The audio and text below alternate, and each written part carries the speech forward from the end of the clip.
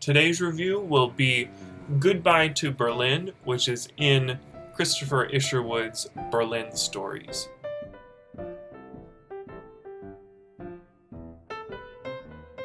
So I had never heard of Christopher Isherwood before, but come to find out he was actually quite a prolific English-American writer who spent a considerable amount of time living in other countries like Germany, and this book was the product of his living in Berlin for, I think, 3 or 4 years in the early 30s.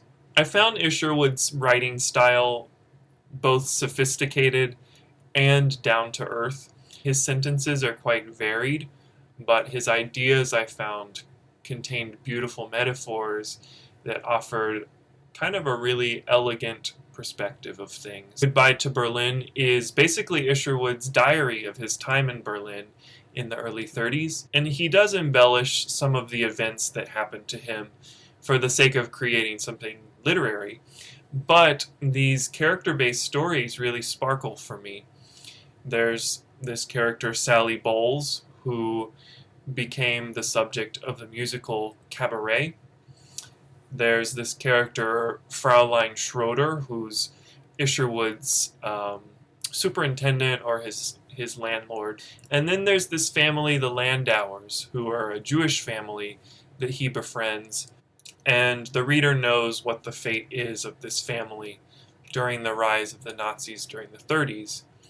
But since this is written from Isherwood's perspective, he doesn't have those insights that we have in hindsight. But all of these characters feels very special both to him in his stories and also to me as the reader. But like I said, this takes place during the rise of the Nazis in the early 30s, and this was a real hallmark of the book for me. I really found that historical information really interesting. So he doesn't really focus on politics that much until the latter pages in the book. But there's still this backdrop of kind of discrimination that's happening or political events that he kind of brushes on in the first part of the book. It really reminded me of this book by Stefan Zweig called The World of Yesterday. It's kind of an ethnography of Zweig's time in Vienna during the rise of the Nazis and before. But he's talking about all of these cultural beacons like Gustav Mahler or Alban Berg, composers of music, who were walking the streets and he would see them at his coffee shop and stuff like that. So Isherwood's book is a little bit more ethnography light, but I still think that a lot of those moments have their merits. And they're quite entertaining to read as well. He states in the introduction, to go along with this ethnographer theme, I am a camera with its shutter open, quite passive, recording, not thinking. Someday all of this will have to be developed, carefully printed, fixed.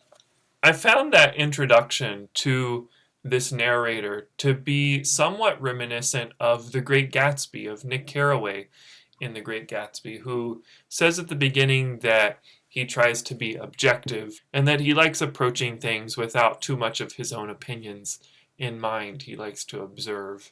Luckily, in both books, we realize that the narrators experience kind of a change, that they realize this objective way of approaching situations or of looking at the world. There's something kind of morally wrong with that in a way, because it's lacking this moral compass that's able to tell them that the stuff going on is really kind of problematic. So I pulled out a couple of passages, or actually 3 passages, that I found really interesting. The first one because it's about going to a musical concert, and I'm a musician, so it spoke to me about how the perception of this concert rang true for the narrator.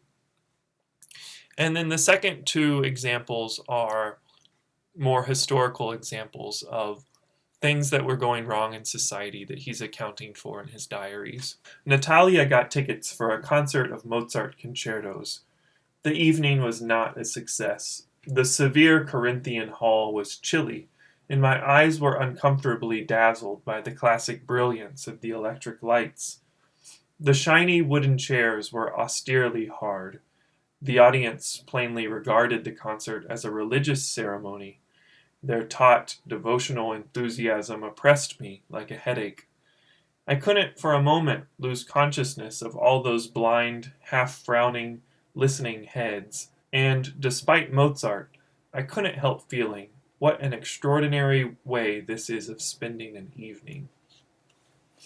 On the morning of the Jewish boycott, I walked round to take a look at the Landauer's general shop. Things seemed very much as usual, superficially. 2 or 3 uniformed SA boys were posted at each of the big entrances. Whenever a shopper approached, one of them would say, "Remember, this is a Jewish business." The boys were quite polite, grinning, making jokes among themselves. Little knots of passers-by collected to watch the performance, interested, amused, or merely apathetic, still uncertain whether or not to approve. There was nothing of the atmosphere one read of later in the small provincial towns, where purchasers were forcibly disgraced with a rubber ink stamp on the forehead and cheek. Quite a lot of people went into the building. I went in myself, bought the first thing I saw, it happened to be a nutmeg grater, and strolled out again, twirling my small parcel. One of the boys at the door winked and said something to his companion. I remembered having seen him once or twice at the Alexander Casino, in the days when I was living with Noax. Tomorrow I'm going to England. In a few weeks I shall return, but only to pick up my things, before leaving Berlin altogether. This morning I heard Fraulein Schroeder talking reverently about Der Führer to the porter's wife. If anybody were to remind her that at the last elections in November she voted communist, she would probably deny it hotly and in perfect good faith.